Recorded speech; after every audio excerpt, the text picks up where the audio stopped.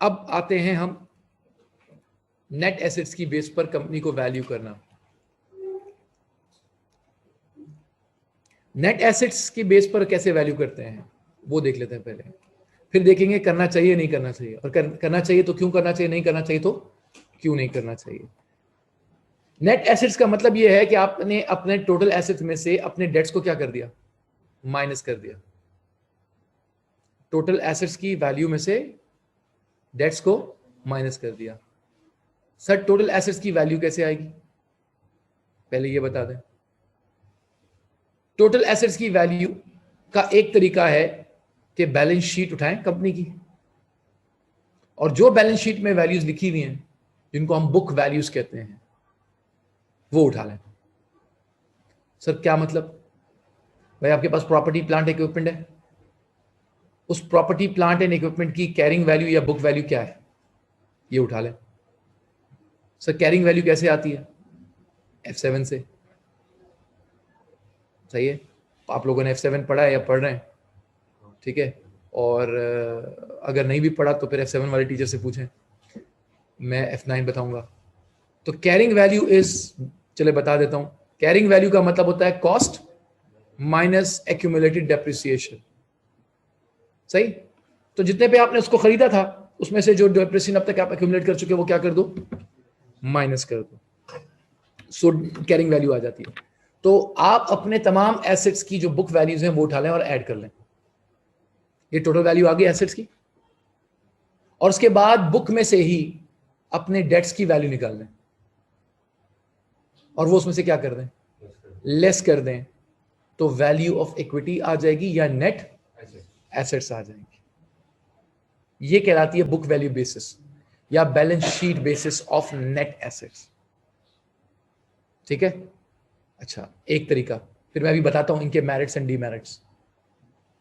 दूसरा तरीका है कि नेट एसेट्स को पहले आप अपने जितने भी एसेट्स हैं उनकी बुक वैल्यू दफा करें। आप ये देखो कि अगर अभी मार्केट में इसको बेचने जाते हो इन एसेट्स को तो नेट कितना रियलाइज होगा। आप छोड़ो, आपने गाड़ी 10 लाख की खरीदी थी पहले, आप ये देखो अभी आप उसको बेचने जाओगे तो कितने की बिकेगी, लेस एनी डिस्पोजल कॉस्ट।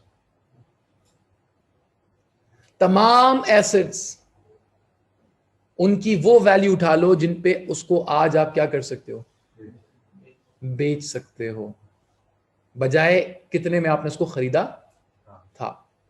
और डेट्स भी, उसकी भी वैल्यू वो माइनस करो जितना आज आपने अगर पे करना हो तो आप दोगे नहीं मार्केट वैल्यूज। तो डेट्स की भी मार्केट वैल्यू और एसेट्स की भी मार्केट वैल्यू है जितने में उसको बेच सकते हो, वो उठा के नेट ऑफ कर लो, वैल्यू ऑफ इक्विटी आ जाएगी। तो एक जगह हम बैलेंस शीट से वैल्यूज उठा रहे हैं और दूसरी जगह हम उसकी मार्केट में बेचने से जो हमें पैसे मिलेंगे वो उठा रहे हैं। ये दो मेथड्स हो गए। थर्ड है रिप्लेसमेंट वैल्यू। सर ये क्या भला है, इसकी मैं आपको एग्जांपल देता हूं। मेरे पास एक दुकान है, सब लोग सुनिएगा, मेरे पास एक दुकान है, उस दुकान में मैंने अभी रिसेंटली एक एसी लगाया हुआ है, स्प्लिट एसी, अभी भी लगाया, नया, बिल्कुल नया, और 1 लाख का लगाया, और अभी हफ्ता पहले लगाया था, और अब मेरा इरादा हो रहा है मैं दुकान बेच दूं। मैंने आप लोगों को बुलाया और मैंने कहा कि भाई ये मेरी दुकान है, इसमें बहुत सारी चीजें पड़ी हुई हैं, बहुत सारी चीजों की डिस्कशन बाद में करते हैं, आप ये दुकान कितने में खरीदोगे और कैसे इसकी वैल्यू लगाओगे। उसने कहा कि भाई एसेट की बेस पे खरीदूंगा। अब भाई आगे मैं आर्ग्यूमेंट करूं नहीं करूं वो बाद में बात है, लेकिन मैं एग्री कर गया थोड़ी देर के लिए कि ठीक है भाई एसेट्स की बेस पे कर लो। तो एसेट्स में से एक एसेट क्या है, एसी है। तो आपने कहा कि यार ये जो एसी है, ये जरा मैं एसी वाले को बुलाता हूं, उसको बोलता हूं यार अभी ये मैं बेचना चाहता हूं, कितने में खरीदोगे। तो मैंने उसको कहा कि यार पागल हो तुम, ये एसी नया है इस्तेमाल, लेकिन जो खरीदने आएगा वो उसको as a second hand treat करेगा, जबकि ये यूज हुआ ही नहीं, सिर्फ लगा है। तो अगर मैं इसकी रियलाइजेबल वैल्यू को एज अ वैल्यू लूंगा तो बहुत कम आएगी। 1 लाख में मैंने खरीदा था, तो वो वाला हो सकता है 50,000, 60,000, 70,000 वैल्यू लगाए। मैंने कहा इस तरह मैं नहीं बेचूंगा। देखो एसी नया है, बिल्कुल, अब मैं ना लगाता तो आपको लगाना पड़ता, तो इस तरह नहीं यार, ये जुल्म है। एक रैशनल बात करो। अगर यही एसी इसी कंडीशन में आप इस वक्त मार्केट से लगाओगे, उसका पता कर लो। मार्केट में अगर इस एसी की जगह अब आप दूसरा एसी लगाते हो तो आपको कितने का पड़ेगा, आप उसकी ये वो वैल्यू लगाओ। इसको कहते हैं रिप्लेसमेंट वैल्यू। कुछ आइटम्स बिजनेस में ऐसे होते हैं जिनको बेचने जाओ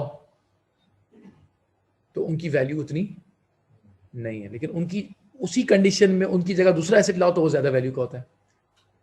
चले एसी के अलावा मैं एग्जांपल देता हूं। फॉल्स सीलिंग लगाई है मैंने, या मैंने टाइल्स लगाए हैं जमीन पे, फ्लोर पे, और टाइल्स लगा दिए बड़े महंगे और अभी भी लगाए। आप आया कहते हैं मैं खरीदने के लिए तैयार हूं दुकान। आपने कहा मैं टाइल्स के पैसे भी लगाऊंगा, अभी भी लगाए हैं। आपने कहा ठीक है लगा लो, मैं काम करता हूं, एक बंदे को बुलाता हूं, उसको बोलता हूं अगर ये टाइल्स निकाल लें और आपको बेचूं तो कितने में खरीदोगे? टाइल्स निकाल के बेचें। तो मतलब आप सोचो आपकी क्या हालत होगी जब आपको कोई इस तरह की बात करेगा। मतलब कोई टाइल्स कैसे निकाल लें यार, तो टूट जाएंगे। ऐसे आइटम्स जिसको डिसमेंटल करके बेचना या इम्पॉसिबल हो या फिर उनकी वैल्यू बहुत गिर रही हो, लेकिन वो जिस हालत में लगे हुए हैं हालत बहुत अच्छी है। पानी भी दे दो। जिस हालत में लगे हुए हैं वो बड़ी अच्छी हालत है, कोई और उसकी हालत में लगाएगा तो उसको कॉस्ट पड़ेगी। तो ऐसे एसेट्स की फिर रिप्लेसमेंट वैल्यू नहीं होती, रिप्लेसमेंट वैल्यू लगाई जाती है। सो रिप्लेसमेंट में और रियलाइजेबल में ये फर्क है। आई होप आप लोगों को समझ में आ गया होगा। ये इम्पॉसिबल ही है ना, निकल के दिखाओ उसको। वैल्यू नहीं, मैं कह रहा हूँ इम्पॉसिबल है। करके दिखाए कोई आके, आप किसी को बुलाओ तो सही, टाइल्स निकलवाओ तो सही है वाले, आप निकलवाओ तो सही यार। ये इसको अच्छा चलो ब्लॉक्स निकाल लो, दफा करो। और ये दीवार के ब्लॉक्स निकालो, साबित एक्सपर्ट को बुलाओ, जो एक्सपर्ट है ना उसको बुलाओ, बोलो ये दीवार से ब्लॉक्स जिस तरह हमने लगाए उस तरह निकालो। नहीं निकलेंगे ना। तो सीमेंट है, ये सीमेंट लगाया ना, इसके ऊपर प्लास्टर किया है, अभी नया नया प्लास्टर किया आपने। आप सामने वाले को बुलाओ, बोलो यार देखो प्लास्टर किया है, वो किया है सर, तो वैल्यू ज्यादा है घर की। बोलेगा एक काम करते हैं, बुलाते हैं इसको, सीमेंट वाले को दिखाते हैं सीमेंट कितने में खरीदेगा दोबारा। नहीं हो सकता, नहीं हो सकता, नहीं हो सकता। मिल्क शेक है, उसमें से दोबारा केला निकाल लो।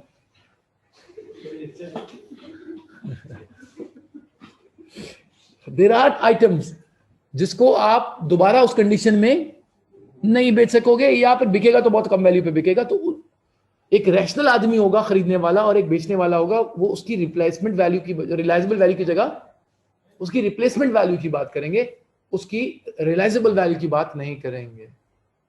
सही है? डेट्स की नहीं बोली, डेट्स की तो रियलाइजेबल ही होगी ना। मैं एसेट्स की बात कर रहा हूँ। सही है, एसेट्स की बात कर रहा हूँ। अभी आता हूँ, अभी कौन सा मेथड कब यूज होगा, क्या होगा, ये तो मैंने किसी मेथड के बारे में अभी नहीं बताया, ना पीई के बारे में बताया, ना वैल्यूएशन के बारे में बताया। अभी तो मैं सिर्फ बता रहा हूँ ये मेथड्स है क्या और इससे वैल्यू निकलती कैसे है। अभी तो इनके मेरिट्स डीमेरिट्स पे हमने बातें करनी है आगे जाकर। अभी तो सिर्फ समझ लेंगे मेथड्स हैं क्या। सही है, तो अभी तो पार्टी शुरू हुई है। रिप्लेसमेंट समझ में आ गई? ठीक है, नहीं आगे नहीं जाए, बस यहीं तक रहें। अच्छा, सो इसी तरह डेट्स की वैल्यूएशन है। डेट्स की वैल्यू कैसे निकाली जाए? डेट्स की वैल्यू कैसे निकाली जाए? एक डेट की वैल्यू वो है जो मार्केट में, एक वो है जो हम निकाल सकते हैं। तो हम उसकी बात कर रहे हैं जो हम निकालेंगे। देखो डिबेंचर की एक मार्केट वैल्यू भी तो होती है, क्योंकि डिबेंचर मार्केट में ट्रेडेबल होता है, लेकिन एक डिबेंचर की वो वैल्यू है जो हम कैलकुलेट करेंगे। अभी हम अपने वाली वैल्यू की बात कर रहे हैं। एक होती है मार्केट की बेस पर वैल्यू और एक होती है थ्योरेटिकल वैल्यू। जो भी वैल्यू फॉर्मूले से निकलती है, किसी भी फॉर्मूले से, उसको कहते हैं थ्योरेटिकल वैल्यू। एक वो है जिसपे एक्चुअली मार्केट में चीज ट्रेड होती है। एक गाड़ी मैं लेके जा रहा हूं अपने साथ और मैंने कहा यार मैंने इसको इतने में बेचना है। किसी ने पूछा क्यों? कहा यार इसमें देखो ये वाला डेक लगा हुआ है, लोगों को ये डेक बड़ा पसंद है, इसमें ये वाले रिम मैंने डाले हुए हैं, सही है, इसमें मैंने जो है ना ये इस तरह के जो है ना वो सीटिंग की हुई लेदर सीट्स लगाए हुए हैं। तो मेरे हिसाब से लोग इस चीज के पीछे पागल हैं और लोग इतने में ये गाड़ी खरीदेंगे। That's a theoretical value. Actual value जो होगी वो मार्केट में पता चलेगी। तो जब किसी फॉर्मूले के थ्रू आप एक वैल्यू निकालते हो जो अजम्पशन बेस्ड होती है, उसको कहते हैं थ्योरेटिकल वैल्यू। तो एग्जामिनर आपको कह सकता है थ्योरेटिकल वैल्यू निकालें, तो समझ जाओ थ्योरेटिकल वैल्यू कुछ नई बात नहीं है, उसके पीछे कोई ना कोई फॉर्मूला और उस फॉर्मूले के पीछे कुछ ना कुछ अजम्पशन है जिसकी बेस पर आप वो वैल्यू कैलकुलेट कर रहे हो। तो पीई रेशियो से निकालो, डिविडेंड वैल्यूएशन मॉडल से निकालो, ये सब क्या है? थ्योरेटिकल मॉडल्स हैं, थ्योरेटिकल वैल्यूज कैलकुलेट करके देते हैं, सही है। डेट की वैल्यू कैसे निकालें? बहुत आसान है, सब लोग सुन लें। हाँ, बैंक लोन की तो होती नहीं है क्योंकि वो ट्रेडेबल ही नहीं होता, तो वो तो कट गया। इसके बाद बचा क्या? बाकी सब लोग सुन लें, एक लिख लें बल्कि अपने पास। किसी भी डेट की मार्केट वैल्यू निकालनी है ना, तो पहले ये देख लें उस डेट के बदले आपको कितना कितना मिलेगा। उस मिलने वाली चीज की प्रेजेंट वैल्यू निकालना है, that's the value of debt. अब मिसाल के तौर पर डिबेंचर है और वो रिडीमेबल है 5 साल में, तो आपको, आप सब मुझे बताएं 5 साल तक आपको क्या क्या मिलेगा? 5 साल तक क्या मिलेगा? इंटरेस्ट मिलेगा, और 5 साल के बाद रिडम्पशन मिलेगी, रिडम्पशन वैल्यू मिलेगी। तो 5 साल के इंटरेस्ट और 5वें साल की रिडम्पशन वैल्यू की क्या निकालने? प्रेजेंट वैल्यू निकालने, जो भी फ्यूचर में आपको मिल रहा है वो present value basically market value है। बस किसी भी डेट की मार्केट वैल्यू किसके बराबर है? उसके कैश इनफ्लोस की प्रेजेंट वैल्यू के बराबर है। जी जी जी, इंटरेस्ट की प्रेजेंट वैल्यू क्योंकि वो पेमेंट से आपको मिल रही है, और जो रिडम्पशन वैल्यू है उसकी प्रेजेंट वैल्यू। लेकिन क्या यूज करते हुए प्रेजेंट वैल्यू निकालेंगे? खबरदार जो वैक यूज किया, कॉस्ट ऑफ डेट यूज करके उसकी प्रेजेंट वैल्यू निकालेंगे। तो लिख लें, present value of any debt will be calculated by the cost of debt of that instrument. उसी इंस्ट्रूमेंट के कॉस्ट ऑफ डेट से निकालेंगे। यानी अगर डिबेंचर की मार्केट वैल्यू कैलकुलेट कर रहे हैं ना, तो उसी डिबेंचर के कॉस्ट ऑफ डेट से प्रेजेंट वैल्यू निकालेंगे। उसी डिबेंचर के कॉस्ट ऑफ डेट से प्रेजेंट वैल्यू निकालेंगे। ठीक है, और कैसे निकालेंगे हम आगे प्रैक्टिस करेंगे। अभी मैं आपको सिर्फ थ्योरेटिकल पॉइंट ऑफ व्यू से बता रहा हूं कि it's just simply present value, that's it, that we have to calculate. और किससे निकालेंगे? रेट क्या होगा? Cost of debt. किसका कॉस्ट ऑफ डेट? उसी इंस्ट्रूमेंट के कॉस्ट ऑफ डेट।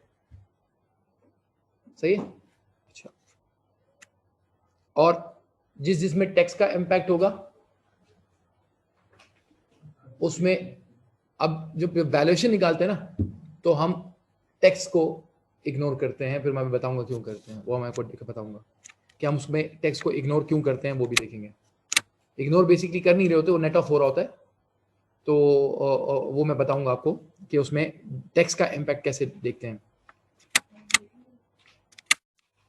सो ये थे तमाम वैल्यूएशन के मॉडल्स। ठीक है, अब हम ब्रेक के बाद ब्रेक के बाद हम इनकी कैलकुलेशन अब देखेंगे, बट इंशाल्लाह जब हम कैलकुलेशन स्टार्ट करेंगे तो you'll find it a lot easy कि इसकी कैलकुलेशन कैसे की जाती है।